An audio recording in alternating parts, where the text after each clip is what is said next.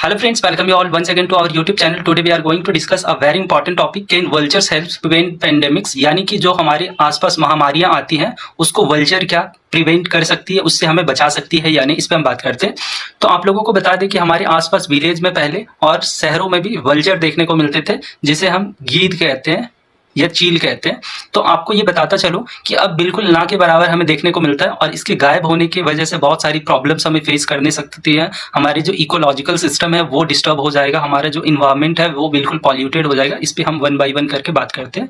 तो यहाँ पे आप देख सकते हो कंटेंट में ये चीज़ लिखा हुआ है कि साउथ एशिया के इसे पब्लिक हेल्थ के गार्जियन की तरह जाना जाता है वल्चर को, और ये नेचर का मोस्ट इफिशिएंट वेस्ट मैनेजर है। मतलब कि अगर हमारे पर्यावरण में प्रदूषण हो रहा है तो ये साफ करने के लिए एक बेहतर मैनेजर की तरह जाना जाता है। और इसकी जो आबादी थी लगभग 40 मिलियन थी, लेकिन 1990 के बाद ये 95% तक डिक्लाइन हो चुका है। इसके पीछे जो रीजन है वो डिक्लोफिनेक मेडिसिन है, वो है। अब डिक्लोफिनेक क्या है इसके बारे में हम बात करते हैं। तो यहाँ पे आपको डिक्लोफिनेक दिख रहा होगा, ये खासकर जो है मवेशी को, गाय को दिया जाता है, उसको इंजेक्शन दिया जाता है ताकि उसकी दूध बढ़ाई जा सके, और ये पेन किलर की तरह काम किया जाता है। पेन किलर का मतलब है कि उसको दर्द कम हो इसलिए दिया जाता है। अब जब वो गाय मर जाती है, भैंस मर जाती है, तो उसे जानवर को फेंक दिया जाता है जमीन पे, और वो फिर चील पक्षी जब खाते हैं तो उनके अंदर वो चीज चला जाता है, वो पॉइजन जो डिक्लोफिनेक है, और फिर वो बेसिकली उसका लीवर फेलियर होता है, उसके बॉडी में बहुत सारी प्रॉब्लम होते हैं और वो फिर मरने लगता है।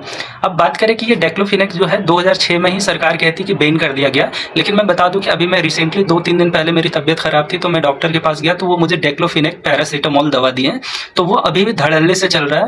अगर ये चीज को ना काबू में लाया गया हमारी सरकार के द्वारा तो वो दिन दूर नहीं है कि हमारे पॉल्यूशन इतनी लेवल हाई हो जाएगी, हमारे इन्वायरमेंट इतना पॉल्यूटेड हो जाएगा, इतनी बीमारी फैल जाएंगे कि हम लोग जीते जी मर जाएंगे। आई थिंक ये इन्फॉर्मेशन आपको अच्छा लगा। Thank you so much. लोगों के बीच शेयर करें।